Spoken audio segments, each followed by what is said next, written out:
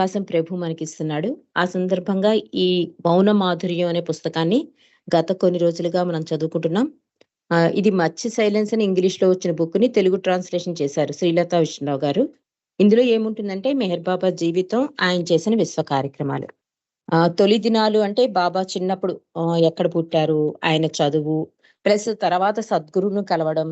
ఆ తర్వాత ఆయన అవతారుడని తెలిసి మంజిలియం అని ఒక ఆశ్రమం పెట్టి 45 అంటే 45 మంది శిష్యులను ప్రోగు చేసుకొని, వాళ్ళందరికీ ఒక ఆధ్యాత్మిక ట్రైనింగ్ ఇవ్వడం. ఇవన్నీ మనం ఈ పుస్తకం ద్వారా తెలుసుకున్నాం ఇప్పటి వరకు. నెక్స్ట్ అధ్యాయం ఏంటంటే మౌన గర్జన అని చెప్పి స్టార్ట్ చేశారు. అంటే బాబా యొక్క మౌనం ఎలా ప్రారంభించారు, ఆ మౌనం సందర్భంగా జరిగిన సంఘటనలు, సందేశాలు అన్నీ కూడా ఒక చోట ఒక అధ్యాయం కింద ఈ రైటర్ రాశారు కనుక అది చదువుకుంటున్నాం. బాబా ఎప్పుడు మౌనం ఉన్నారు? 1925 జూలై 10న ప్రారంభించారు. ప్రారంభించినప్పుడు అందరూ కూడా అంటే మండలి శిష్యులు అందరూ కూడా బాబా యొక్క సాన్నిహిత్యం, ఈ చనువు దూరమైపోతాయేమో బాబా మౌనం ఉంటే అనుకున్నారు. కానీ ఇంకా చురుకుగా తండ్రి ప్రవర్తించారట. అసలు బాబా మౌనం ఉన్నారన్న సంగతి కూడా మరిచిపోయేటంటి విశ్వ కార్యక్రమాల్లో మునిగిపోయారు బాబా అని చెప్తాడు ఈ రిచ్ అయితే. కాబట్టి అద్భుతమైన ఆ మౌనం అలా నడిచింది అంటూ ఎవరైనా బాబా దర్శనానికొస్తారు కదా! వాళ్ళు ప్రిపేర్ అయ్యేవారట. ఎలాగా బాబా మౌనం ఉన్నారు కనుక, ఆయన ఏదైనా చెప్తే మనకు అర్థమవుదని చెప్పి ఇంకొంచెం ఏకాగ్రతతో ఆ బాబాకేసే చూస్తూ ఉండేవారట. అలా చూడడం వల్ల అంటే వాళ్ళ దృష్టి ఆయన మీద కేంద్రీకరించి చూస్తూ ఉండడం వల్ల ఏం జరిగేదంటే, శక్తివంతమైన భావ ప్రకటన, ఆ మౌనాల కలయిక చూపులలో ఏమనిపించిందంటే, అసలు బాబా మాట్లాడట్లేదు, మాట్లాడుతున్నారు అనిపించే భావన. ఒక అద్భుతమైన అనుభూతిని పొందేవారండి బాబాని మొదట చూసిన ప్రేమికులందరూ కూడా. అపరిమితుడై ఉండి పరిమితమైన లోకానికి వేంచేసిన మహానుభావుడిని చూస్తున్నాము అనేవారట. అంటే సాక్షాత్తు భగవంతుని చూస్తున్నామన్న అనుభూతిని పొందేవారు బాబా దర్శనంలో. ఆయన మౌనం ఉన్నారు. మౌనంలో మాకు సరిగ్గా రెస్పాండ్ అలా ఏమి అనిపించేది కాదు. తండ్రి మాట్లాడుతున్నట్టు, ఆయన చెప్పింది అర్థమైనట్టు ఉండేదిట. అంత అనుభూతిని పొందేవారు బాబా మౌనంలో అని రాశారు. మరి ఈ రోజు విషయంలోకొద్దామండి. బాబా మౌనంపై వివిధ రకములైన వివరణలు వచ్చినప్పటికీ, ఆయన మౌనమే ఒక అత్యద్భుత సంఘటన. తన మౌన విరమణ గురించి చెప్పిన మాటలు ఇంకా అద్భుతంగా ఉంటాయి. బాబా జీవిత కాలంలో ఒక్కొక్కసారి ఫలానా సమయానికి మౌనం విరమణ చేస్తాను అనేవారు. మరొకసారి నిర్ణీత సమయం చెప్పకుండా చెప్పినట్లు వివిధ రకాలుగా చెప్తూ ఉండేవారు. నేను మౌనంగా ఉన్నాను. నా మౌనం కేవలం మాట్లాడకుండా ఉండడం కాదు. నా మౌనం వెనకొక కారణం ఉంది అనేవారు బాబా. నేను మౌన విరమణ చేసినప్పుడు ఆ విషయం అందరూ తెలుసుకుంటారు. నా మౌన విరమణ ఒకేసారి 1000 ఆటం బాంబులు పేలినంత బలవత్తరంగా ఉంటుంది అనేవారు మెహర్ బాబా. మళ్ళీ ఇంకోసారి అన్నారు బాబా, ఆత్మ పరిమితమైనదనే ఈ భావన మాయమవుతుంది. అంటే బాబా మౌనం కనుక విరమిస్తే పోటీకి బదులు సహకారం వస్తుంది. భయం తొలగిపోయి నిశ్చింత ఏర్పడుతుంది. దురాశ పోయి దాతృత్వం వస్తుంది. ఒకరినొకరు దోచుకోరు. నేను మాట్లాడినప్పుడు అందరిలో ఉండే ఆ పరమాత్మను తెలియపరుస్తాను అన్నారు మెహర్ బాబా. 1958 సంవత్సరం జూలై 10వ తేదీన అంటే 33వ మౌన వార్షికోత్సవం నాడు బాబా ఇచ్చిన విశ్వ సందేశం, నేను మేల్కొల్పడానికే వచ్చాను గాని బోధించుటకు రాలేదు అనే మాటలతో ప్రారంభమవుతుంది. తాను మౌన విరమణ చేసే రోజు త్వరలోనే ఉన్నదని, జూలై 14వ తేదీ నుండి 6 నెలల కాలంలో తాను అన్నీ పూర్తి చేయాలని బాబా అన్నారు. బాబా అన్నారు, నేను మౌన విరమణ చేసినప్పుడు దాని ప్రభావం విశ్వవ్యాప్తంగా ఉంటుంది. సృష్టి యావత్తు అది గలుగుతారు, అనుభవించగలుగుతారు, అందుకోగలుగుతారు. ప్రతి వ్యక్తి కూడా వారికి తగిన రీతిలో బంధ విముక్తులు కాగలుగుతారు. మిమ్మల్ని మీరు ప్రేమించుకునే దానికన్నా మిన్నగా మిమ్మల్ని ప్రేమించే దివ్య ప్రియతముడును నేను. నేను నా మౌన విరమణ మీరు మీ నిజ స్వరూపాన్ని తెలుసుకోవడానికి సహాయపడుతుంది అని బాబా సందేశమిచ్చారు. 1954 సెప్టెంబర్ నెలలో సహవాస్ అయిన తర్వాత బాబా తనదైన భాష గురించి, మామూలు మానవ భాష గురించిన వివరణ ఇచ్చారు. అందువలన బాబా తన మౌన విరమణ గురించి, తాను పలకబోయే ఆ వాక్కు గురించి, దాని ప్రభావం గురించి మాట్లాడినప్పుడు ఆయన ఆ విషయం తనదైన భాషలో మాట్లాడుతున్నారో, మన భాషలో మాట్లాడుతున్నారో తెలీదు. బాబా మూడొంతుల ప్రపంచం నాశనమవుతుంది అని ప్రకటించినప్పుడు, అది కేవలం నా పరిభాషలోనే చెప్పాను అన్నారు. బాబా ఫైనల్ డిక్లరేషన్‌లో ఈ సందేశం ఇచ్చారండి. కొంత భగవంతుడి భాష, కొంత మానవుడి భాష, 2 కలగలిసిన భాష అని చెప్పి కొన్ని సందేశాలిచ్చారు బాబా. ఈ మౌన విరమణ కూడా అలా తీసుకోవచ్చు అంటున్నారిక్కడ. నిజానికి నేను చెప్పేది అర్థం చేసుకోవడం, నమ్మడం చాలా కష్టం. ఎందువలనంటే, నా మాటల వెనక దాగి ఉన్న భావం ఎవరూ గ్రహించలేరు. ఎవ్వరికీ అర్థమైన రీతిలో వారు దానిని అన్వయించుకునే స్వేచ్ఛ అందరికీ ఉంది. కానీ ఒక్క విషయం చెబుతాను వినండి. నేను ఏది చెప్పినా సహజంగా నా పరిభాషలోనే చెప్తూ ఉంటాను. నేను ఏది చెప్పినా అది సత్యం. నా భాష. నా భాష ఎలా ఉంటుందంటే, నేను నా భాషలో మాట్లాడితే దానిలోని భావమేమిటో ఎవ్వరూ గ్రహించలేరు. అందువలన నేను ఏదైనా చెప్పదలిస్తే ఏకకాలంలో మీ భాషలో కూడా చెప్పవలసి ఉంటుంది. ఎందువలనంటే, నేను కేవలం నా భాషలోనే మాట్లాడితే మీరు అర్థం చేసుకోలేరని నాకు పూర్తిగా తెలుసు గనక అంటూ తన తుది ప్రకటనలో ఏ విషయాలు తన భాషలో చెప్పింది, ఏ విషయాలు మన భాషలో చెప్పింది, ఏ విషయాలు 2 భాషలలో చెప్పింది వివరించారు అవతార్ మెహర్ బాబా. అందువలన బాబా తన మౌన విరమణ గురించి చెప్పిన మాటలు బహుశా ఆయన భాషలో చెప్పి ఉండవచ్చునేమో అని రాశారిక్కడ. అంటే బాబాకు సన్నిహితంగా ఉండేవారు ఈ వివరణను అంగీకరించినట్లే ఉన్నారు. 1960 సంవత్సరంలో బాబా మౌన విరమణ చేస్తానని చెప్పారు. కానీ చేయలేదు. ఆ విషయమే మాట్లాడుతూ ఎరిచి అంటారు, ఆయన యొక్క దివ్య వాణిని మన మనస్సులలో అందుకోవడానికి మనం చేస్తున్న జాప్యం యొక్క ప్రతిబింబమే. బాబా తన మాట నిలబెట్టుకోవడానికి చేస్తున్న జాప్యం. బాబా ఎందుకు మౌన విరమణ చేయలేదు అంటే, మనం మనం ఇంకా ప్రిపేర్‌గా లేం. తట్టుకోలేము ఆ శక్తి. అందుకనే ఆ భారాన్ని మోసుకొని వెళ్ళిపోయారాయన. ఆయనకసలు మాట్లాడడం అంటే చాలా ఇష్టం. పాటలు పాడడం అంటే ఇష్టం. అంత అంత త్యాగం చేశారు. అందుకే మెహ్రామాయి అంటారు, త్యాగాలలోకెల్లా అత్యుత్తమ త్యాగం బాబా యొక్క మౌనమే అని. అలాగే ఇక్కడ కూడా అత్యద్భుత సంఘటన అంటూ ఉంది అంటే, భగవంతుడు అంత త్యాగనిరతిని నిలిపే సంఘటన మౌనమండి. మంచి గొంతుకుండి, పాడే అవకాశం ఉండి కూడా కేవలం మానవుల మీద ఉన్న అపార కరుణా దయ వలన ఆయన మౌనాన్ని వహించారు. అందుకని ఇరిచ్ అంటున్నాడు, మనం ప్రిపేర్‌గా లేకపోవడమే ఈ ఈ మౌన విరమణ చేయకపోవడానికి గల కారణం ఆ జాప్యమే అంటున్నారు. 1963 సంవత్సరం జూన్‌లో బాబా సహోదరి మణి రాసిన కుటుంబ లేఖలు అంటే ఫ్యామిలీ లెటర్స్ అని రాశారు కదా! అందులో ఇలా ఉంది. బాబా తాను ఫలానా తారీఖుకు మౌనం విరమిస్తానని అన్నప్పుడు ఆయనకు సన్నిహితంగా ఉన్న మాలో ఏ విధమైన ఉద్రేకం కలిగేది కాదు. అంటే బాబా మౌన విరమణ చేస్తాను అంటే, ఆహా! మౌన విరమణ మానేస్తారా? ఎప్పుడు ఎప్పుడు అలాంటి ఆలోచన మాకేమి ఉండేది కాదు. దానివల్ల మేమేమి ప్రభావితులం అవ్వలేదు అని చెప్తున్నారు. ఆయన గురించే పట్టించుకునేవారు. ఆయన ఎప్పుడు మౌనం విరమిస్తారనే విషయాన్ని అసలు పట్టించుకోరు. బాబా సంతోషం, బాబా కంఫర్టు, బాబాకేం కావాలని ఎప్పుడూ అలర్ట్‌గా ఉండే వాళ్ళకి ఆయన ముఖ్యం కానీ, ఆయన మౌనం ముఖ్యమే. మానేయడం మానేస్తారా? మానేరా? ఇది మాకసలు ముఖ్యమే కాదు ఆయన సన్నిహితులకు అని చెప్తున్నారు సోదరమణిజ. బాబా దేహం చాలించే కొంతకాలం ముందు గాని, కొద్ది క్షణాల ముందు గాని బాబా తనదైన రీతిలో మౌన విరమణ చేశారని కొందరు నమ్ముతారు. బాబా శరీరధారులే ఉన్నప్పటికంటే ఎక్కువగా తాము ఈనాడు బాబా ఉనికిని అనుభవించగలుగుతున్నామని, అందుచేత అలా నమ్ముతున్నామని వారు ఉన్నారు. అంటే ఒక్కొక్కడి అనుభూతి ఒక్కొక్క రకంగా ఉంటుంది కదా! అలా వాళ్ళనుకున్నారట. ఎరిచ్ అంటున్నాడు, "ఇదివరకు కన్నా ఎంతో బలంగా ఆయన వారి హృదయాలలోనికి దూసుకుని పోయినట్లు ఉన్నారు. ఆయనను చూడకుండగానే ఆయన ఉనికిని వారు అనుభవించగలుగుతున్నారు." నేను ఆ మాటలు పూర్తిగా నమ్ముతాను. ఎందుచేతనంటే నాకు కూడా ఆ విధంగానే అనిపిస్తుంది గనక అంటున్నారు ఎరిచ్ చూడండి.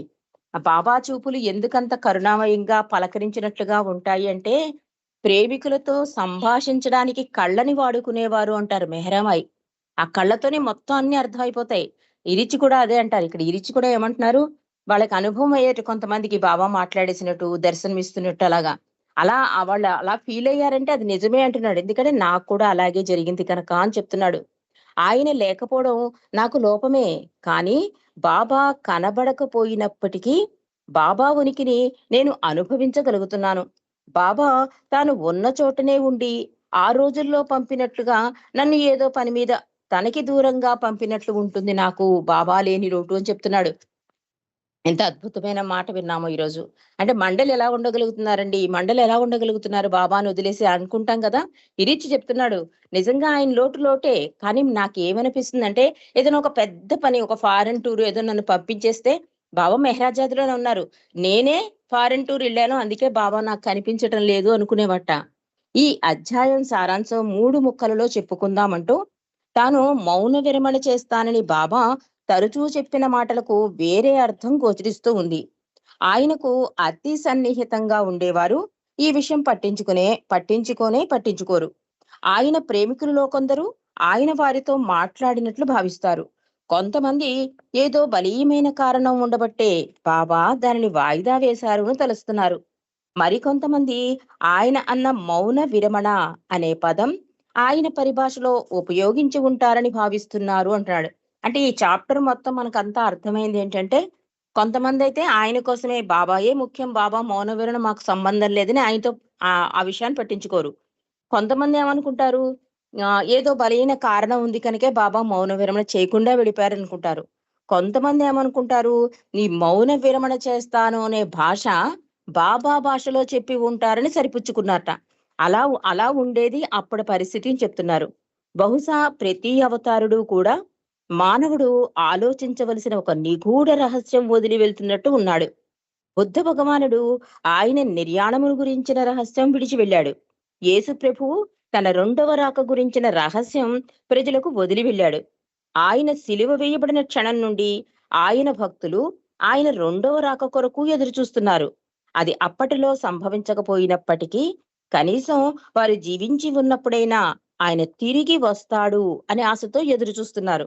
మెహర్ బాబా తన సుదీర్ఘ మౌన విషయం, ఆ మౌన విరమణ గురించిన విషయం రహస్యంగానే ఉంచి వెళ్ళిపోయారు అని చెప్తున్నాడు ఈ రైటర్. అంటే ఇరిచ్చిన ఒక అతను అడుగుతాడండి. ఎందుకలా సస్పెన్స్‌లో ఉంచేసి ఎళ్ళిపోతాడు ప్రతి భగవంతుడు? ఇప్పుడు మౌన విరమణే ఉంది. చేస్తే చేస్తాను, చేయకపోతే చెయ్యను. ఇలా క్లారిటీ ఇచ్చేసి వెళ్ళిపోవచ్చు కదా! ఎందుకిలా సస్పెన్స్‌లో ఉంచుతారు అంటే, ఇరిచి చాలా అద్భుతంగా చెప్తాడండి. మనసనేది ఎప్పుడూ కూడా పాజిటివ్‌నెస్‌ని పట్టుకోదుట. నెగెటివ్‌నే పట్టుకుంటుంది. మౌనం ఎందుకు వదలలేదు? అప్పుడు వదిలేసారా? ఇప్పుడు వదిలేసారా? మధ్యలో బావ మాట్లాడారు. తర్వాత మాట్లాడలేదు. భుజావే హారతి ముందిచ్చారా? పాట పాడారా? ఇలా చాలా ప్రశ్నలొస్తూ ఉంటాయి కదా! ఇరిచ్ అదే చెప్తున్నాడు. ఎందుకంటేటండి మానవుడు నైజమే అంతట. నెగెటివ్‌ని గమ్మున పట్టుకుంటుంది కనుక, భగవంతుడు ఎప్పుడొచ్చినా కూడా ఒక సస్పెన్స్‌ని క్రియేట్ చేసి వదిలేసి ఎళ్ళిపోతాడట. ఆ సస్పెన్స్ వలన ఆయన నామస్మరణ జరుగుతుంది అని చెప్తున్నాడు ఇరిచి. ఇది నాకు కలిగిన భావన మీకు చెప్తున్నాను. ఇప్పుడు ఈ యేసుక్రీస్తు మళ్ళీ వస్తాడని ఏం జరుగుతుందండి? యేసు ప్రభు నామస్మరణ జరుగుతోంది. అలాగే బుద్ధ భగవానుడు ఆయన నిర్యాణం గురించి రహస్యం ఎలా చనిపోయాడు? ఎలా బాడీ డ్రాప్ చేశాడు? అలా ఒక రకమైన నామస్మరణ. అలా ప్రతి అవతారంలో కూడా ఒక సస్పెన్స్‌ని క్రియేట్ చేసి వదిలేసి ఎళ్ళిపోతాడు. అలాగే ఈ అవతారంలో కూడా మెహర్ బాబా మౌనం విరమించారా? విరమించలేదా? అని చెప్పి ఒక ప్రేమికులే కాదు ఔటర్స్ కూడానండి. ఔటర్స్ కూడా ఈ విషయం గురించి తెలుసుకొని బాబా ప్రేమికులైన వాళ్ళున్నారు. అబ్బా! అన్ని సంవత్సరాలు మౌనంగా ఎలా ఉన్నారు అని తెలుసుకోవడం కోసం వచ్చి బాబా ప్రేమికులైన వారున్నారు. అంటే అలా తన ప్రేమ ఒడిలో లాక్కోవడానికి గాని, అలా భగవంతుని నామస్మరణ చేయడం కోసం గాని, ఈ ఆయుధాన్ని వాడి ఉండవచ్చు బాబా అని ఇరిచి చెప్తాడు. చాలా అద్భుతమైన విషయం. అలా ఇక్కడ రైటర్ కూడా అదే చెప్తున్నాడు. అంటే ఒక రహస్యంగానే ఉంచి వెళ్ళిపోతాడు అవతారుడు ఎప్పుడు అని చెప్పి ఈ మౌన గర్జన అనే చాప్టర్‌ని ముగించారండి. మరి నెక్స్ట్ చాప్టరు 5ది అధ్యాయం తూర్పు దేశ పర్యటన. దీని విషయాలు కూడా మనం తెలుసుకుందాం. 1926 సంవత్సరం నవంబర్ నెలలో మెహరాబాద్‌లో ఉండే భవనాలు అన్నీ పడగొట్టబడ్డాయి. అక్కడ కార్యక్రమం అంతా మూసివేశారు. బాబా గుడిసె మాత్రం ఉంచబడింది.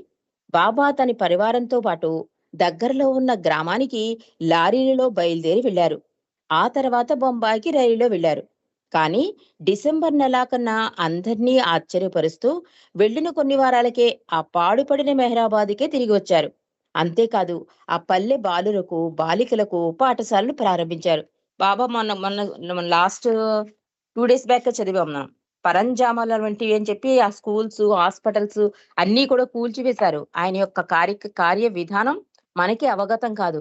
అలాగే ఇక్కడ కూడా మొత్తం అన్ని తీసేశారు, వెళ్ళిపోయారు. మళ్ళీ అదే ప్లేస్‌కొచ్చారు చూడండి. అంటే మెహరాబాదు స్థల ప్రాశస్త్యత ఎంత ప్రాముఖ్యమైనదో, తండ్రి ఎన్ని కార్యాలు చేశాడో మెహరాబాద్‌లో అది కూడా ఒక్కసారి మనం చదువుకుందాం. ఈ పుస్తకంలో లేకపోయినా. కాబట్టి మళ్ళీ బాబా తిరిగి రావడం, మళ్ళీ పాఠశాలలు ప్రారంభించారు. ఆ తర్వాత 1927 సంవత్సరం ఏప్రిల్ నెలలో ఒక కొత్త రకం పాఠశాల ప్రారంభించారు బాబా. దానిలో విద్యార్థులకు వసతి సౌకర్యం కూడా కలగజేశారు. అది ఒక ప్రత్యేకమైన కారణం కొరకే స్థాపించబడింది. దాని పేరు మెహర్ ఆశ్రమం.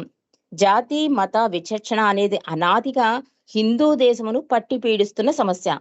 వివిధ వర్గాల మధ్య కక్షలు రగులుతూ దేశ ఆర్థిక సాంఘిక అభివృద్ధికి అది ఒక ఆటంకంగా నిలిచింది.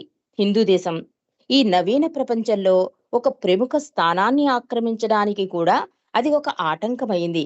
ఆ కారణం వలననే ఒకరితో ఒకరికి పొత్తు కుదరక 20 సంవత్సరాల అనంతరం అంత పెద్ద హిందూ దేశం పాకిస్తాన్ ఇండియాలుగా విభజింపబడింది. ఆ విభజన కొరకే కొట్లాటలు, యుద్ధాలు, సరిహద్దు పోరాటాలు జరిగాయి. అవి ఈనాటికి కూడా అంతం కాలేదు. ఇరుపక్షాల రాజకీయవేత్తల నాయకులు ఐకమత్యం గురించి గొప్ప గొప్ప ఉపన్యాసాలు పైకి ఇస్తూ వెనక ఆ మత భేదాలను ప్రోత్సహిస్తూ అల్లకల్లోలాలకు కారణభూతులవుతున్నారు. అన్ని మతాల ప్రజల నుండి, అన్ని వర్గాల ప్రజల నుండి మెహరాశ్రమంలో చేరే బాలురు ఎన్నుకోబడ్డారు. వారికి ఐహికాముష్మికాలు రెండింటిలోనూ పాఠాలు చెప్పబడేవి. జాతి మత విభేదాలు లేకుండా ఒకరితో ఒకరు కలిసిమెలిసి తిరిగేటువంటి జ్ఞానధనులను తయారు చేయడమే ఈ మెహరాశ్రమం యొక్క ఉద్దేశం. ఈనాడు అటువంటి జయంతోనే దక్షిణాఫ్రికాలో ఒక పాఠశాల స్థాపించబడింది. ఆ పాఠశాలలో పిల్లలు కూడా అన్ని దేశాల నుండి, అన్ని జాతుల నుండి వచ్చిన వారే. వారంతా కూడా జాతి మత విభేదాలు మరిచి ఒకరితో ఒకరు కలిసి జీవిస్తున్నారు.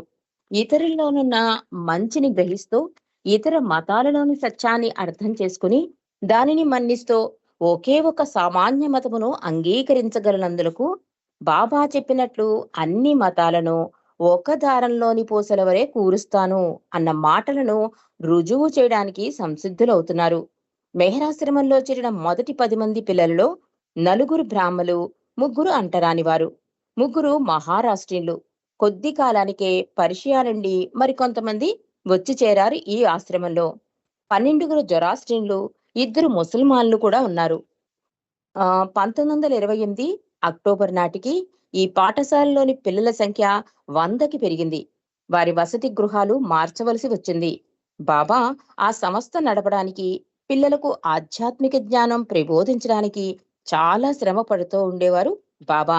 ఈ మెహరాశ్రమం నడపడానికి ఎంతో వ్యయ ప్రయాసలు పడవలసి వచ్చేది.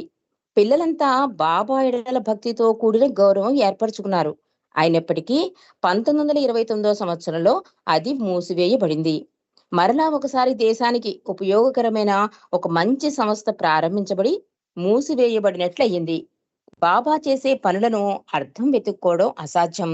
ఆయన చేసే పనులలో ఏదో నిగూఢ భావం ఉండి ఉంటుందని మాత్రమే మనం గ్రహించాలి. సంస్థలను పెంపొందించాలనే తలంపుతో బాబా ఎన్నడూ సంస్థలను ప్రారంభించలేదు. ఎందుచేతనంటే అన్ని సంస్థల్లాగా ప్రారంభంలో ఒక ధ్యేయంతో ప్రారంభించబడి రాను రాను పద్ధతులు మారిపోవడం బాబాకి ఇష్టం లేదు. బాబా తన ప్రత్యేకమైన కార్యక్రమం కొరకు మాత్రమే ఇటువంటి సంస్థలు స్థాపిస్తూ ఉంటారని మనం గ్రహించాలి. తన కార్యక్రమం పూర్తి కాగానే ఆ సరంజామాను తీసివేస్తారు బాబా. అంటే సంస్థను ఎత్తివేస్తారు. ఆ విధంగా చేయవలసి వచ్చినప్పుడు ఆ సంస్థకు సంబంధించిన వారందరికీ వేరే తగిన ఏర్పాటు చేసేవారు బాబా. ఆ కట్టిన పాఠశాల గాని, ఆశ్రమాన్ని గాని అలా వదిలివేస్తే దేశ సాంఘిక సమస్యను ఆదుకోగల మరొక పాఠశాలో, ఆశ్రమమో తయారయ్యేది కదా అని అనుమానం రావచ్చు. అసలు బాబా స్వయంగా వాటిని నడపడంలోనే ఒక ప్రత్యేకమైన విలువ ఉందని మనం గ్రహించాలి. ఆయన చేయదలుచుకున్న ఒక కార్యక్రమం అయిపోగానే మరొకటి చేయడానికై ఆయన శక్తి సామర్థ్యాలు వినియోగించవలసిన అవసరం ఉంది. బహుశా ఈ 2వ కార్యక్రమానికి ఆయన దృష్టి అత్యవసరంగా మళ్లించవలసిన అవసరం ఏర్పడి ఉండవచ్చు. ఎందుకంటే బాబా పాఠశాలలు గాని, హాస్పిటల్ గాని పెట్టేసి వదిలేలేదండి. ఆయనే స్వయంగా పిల్లలకి స్నానాలు చేయించేవారు, శుభ్రత నేర్పేవారు. ఎలా తినాలో, ఎలా మాట్లాడాలో ఇవన్నీ బాబా స్వయంగా ఆయన పర్యవేక్షణలో జరిగేవి. హాస్పిటల్స్ అయినా, స్కూల్స్ అయినా. అందుకే ఇక్కడ ఏమంటున్నారు, ఒకటి మూసివేశారు అంటే రెండోదేదో స్టార్ట్ చేస్తున్నారని అర్థం చేసుకోవాలి. అంటే దాని మీద మళ్ళీ దృష్టి మళ్లించడం కోసం దీన్ని మూసేసేవారు. ఎందుకంటే అంటే విత్తనం నాటేసేవారనమాట. అది నెమ్మదిగా కేబుల్స్‌లా తర్వాత తర్వాత ముందు తరాల వాళ్ళకి ఇప్పుడు మనకే తెలుస్తోంది. అసలు ఇప్పుడు అసల కులమతం అంటే ఈ కులం, ఆ కులం అంటే ఇప్పుడు ఏ డిఫరెన్స్ లేదు. ఇన్నర్‌గా ఏవైనా ప్రాబ్లమ్స్ ఉన్నాయి తప్ప, ఈ మతాల పేరు చెప్పి మాత్రం అంత ఇబ్బందికర ఇదిరుకుట్ల అంత ఇబ్బంది లేదు. బాబా చాలా ప్రయత్నం చేసేవారండి. బ్రాహ్మణ పిల్లల్ని ముస్లిం పిల్లల్ని పక్కన కూర్చోబెట్టి వడ్డిస్తూ ఉంటే, ఆ లైన్‌లో నించున్నప్పుడు కూడా ముందు బ్రాహ్మణ పిల్లలు నించునేవారట. ఇది చూసి బాబా ఏం చేస్తారంటే, వీళ్ళకి కాదు చెప్పడం ముందు తల్లిదండ్రులకు చెప్పాలని, తల్లిదండ్రులు ముందు ట్రైనింగ్ ఇస్తారండి. ఎలా ఇంట్లో ఉండాలి, అందరూ సమానం. ఇలా చెప్పగా చెప్పగా తల్లిదండ్రులు ఇంట్లో చెప్పగా అప్పుడు పిల్లలు కరెక్ట్ వేలో నడిచారట. అలాగా బాగా తల్లిదండ్రులకు ట్రైనింగ్ ఇచ్చేవారట. అంత అద్భుతంగా ఉండేది తండ్రి యొక్క కార్యక్రమం. అలా ఇప్పుడు రెండో దాని మీద దృష్టి పెట్టడం కోసం అది మూసి ఉండవచ్చు అని చెప్తున్నారు. ఒక ప్రత్యేకమైన పరిస్థితిని ఎదుర్కోవడానికే ఆయన చేసే ప్రత్యేక కార్యక్రమాలు నిర్దేశించబడ్డాయి. తన వద్దకు వచ్చిన వారిని ఎంత ప్రేమతో ఆదుకుని ఆదరిస్తారో, అదే విధంగా తను చేపట్టిన కార్యక్రమాల ఎడల కూడా బాబా అంత శ్రద్ధ వహించేవారు. కేవలం నేను ఒక్కడిని మాత్రమే నా పని చేసుకుంటాను అన్నారు బాబా. ఆయన చేపట్టిన కార్యక్రమం ఎప్పుడు జయప్రదంగా ముగుస్తుందో ఆయనకు మాత్రమే తెలుసు. మనం అనుకుంటాం, అయ్యో చక్కగా రన్ అవుతున్న స్కూల్‌ని మూసేశారు బాబా అని. కానీ బాబా ఏం చెప్తున్నారు? నేనొక్కడిని మాత్రమే నా పని చేసుకోగలను. అంటే ఆ పని అయిపోయిందో లేదో బాబాకి తెలుసు కనుక క్లోజ్ చేసేసేవారన్నమాట. ప్రపంచంలోని చెడును తుడిచివేయడానికి ఈ పాఠశాలలు గాని, సాంఘిక సంస్థలు గాని, మతపరమైన ఆశ్రమాలు గాని పనికిరావు. పరిస్థితులను బట్టి ప్రేమతో స్పందించడం ఒక్కటే మార్గం అనే సత్యాన్ని తన మండలి వారి ద్వారా బాబా మనకు తెలియజేయడానికే ఈ విధంగా ప్రవర్తించి ఉంటారు. ఈ ప్రేమ స్పందన అనేది వ్యక్తిగతంగా ఒకరి నుండి ఒకరు అందిపుచ్చుకునేదే గాని సంస్థల ద్వారా అది సాధించలేము. ఈ సంస్థలు తాత్కాలికంగా ప్రేమను ప్రవహింపచేయవచ్చు. కానీ క్రమేణా అవి స్వార్థంగా తయారై ఎంతసేపు సంస్థను ఎలా వృద్ధిపరచాలా అనో, సంస్థకు ప్రాముఖ్యత ఎలా తీసుకుని రావాలనో తాపత్రయపడుతూ అసలైన ప్రేమ భావం వెనక్కి నెడుతుంటారు. 1937 సంవత్సరం నవంబర్‌లో నాసిక్‌లో బాబా కొన్ని సందేశాలిచ్చారు. దీని ఉద్దేశ్యం ఏంటంటే, బాబా అంటున్నారు, "నేను ప్రణాళికలు తయారు చేయను, ఎన్నడూ ప్రణాళికలు మార్చను. అసలు ప్రణాళిక అనేదే లేదని ప్రజలకు తెలియజేసే అంతం లేని ప్రణాళిక అది" అన్నారు మెహర్ బాబా. ఈలోపుగా బాబా మెహరాబాద్‌కు తిరిగి వచ్చిన కొద్ది కాలానికే 1927 సంవత్సరం ప్రారంభంలో బాబా వ్రాయడం, మాట్లాడడం మానివేశారు. అప్పటి నుండి ఏదైనా ఆఫీసు కాగితాల పైన గాని, ఫోటోగ్రాఫుల పైన గాని తన సంతకం చేయడం తప్ప మరి ఏదీ రాసేవారు కాదు. 1927 సంవత్సరం నుండి 1929 వరకు బాబా మెహరాశ్రమ పనుల ఒత్తిడిలో ఉన్నప్పటికీ, ఈ మధ్య కాలంలో 2 నెలలు ఏకాంతవాసంలోనూ, ఒకే పర్యాయం వరుసగా 5.5 నెలలు ఉపవాసం చేస్తూ గడిపారు. ఈ సుదీర్ఘ ఉపవాస కాలంలో ఆయన పల్చటి టీ, పాలు, కోకో వంటి పానీయాలు తప్ప మరేమీ తీసుకోలేదు. బాబా ఉపవాసాలు రకరకాలుగా ఉండేవి. ఒక్కొక్కసారి అతి సామాన్యమైన భోజనం రోజుకొకసారి మాత్రం చేసేవారు. ఒక్కొక్కసారి తనతో పాటు మండలి వారిని కూడా ఉపవాసం చేయమనేవారు. ఒక్కొక్కసారి వద్దు అనేవారు. అప్పుడప్పుడు అనుకున్నట్లు ఉపవాసం చేయబడలేదు. ఒక్కొక్కసారి ఉన్నట్టుండి ఒక ప్రత్యేకమైన భోజనం తయారు చేయమని తొందర చేసేవారు. తీరా చేసి తీసుకువచ్చిన తర్వాత అతి కొద్దిగా మాత్రం తీసుకునేవారు. కేవలం ఒక్క ముద్ద కూడా తినేవారు కాదు బాబా. ఇలా ఉండేవి బాబా యొక్క ఉపవాసాలు అని చెప్తున్నారు. మరి మిగిలిన సంగతులు రేపు తెలుసుకుందామండి. అవతార్ మెహర్ బాబాకి జై. జై బాబా అండి. జై బాబా అమ్మ. చాలా చక్కగా అంటే ఎన్నో అందరికీ వస్తాయి డౌట్లు. బాబా మౌన విరమించారా లేదా, ఏంటి, ఎప్పుడు విరమిస్తారు, విరమిస్తే ఎప్పుడు విరమించారు, ఇవన్నీ కూడా ఈ డౌట్లకి అన్నిటికీ కూడా సమాధానాలు చక్కగా చదివి వినిపించారు మాకందరికను. మీకు అనేక అనేక అనేక ధన్యవాదాలు. ఇప్పుడు ఉమ్మగారు ఉన్నారండి? జై బాబా, ఉమ్మగారు లైన్ లో రేపు కూడా ఉన్నారా? బుక్ రీడింగ్ ఉంటుందండి. జై బాబా. ఆ, జ్యోతి గారు రేపు బుక్ రీడింగ్ కంటిన్యూ అవుతుంది. రఘుపతి గారు రావట్లేదు. ఆ! అలాగే అండి. జై బాబా. రేపు కూడా జై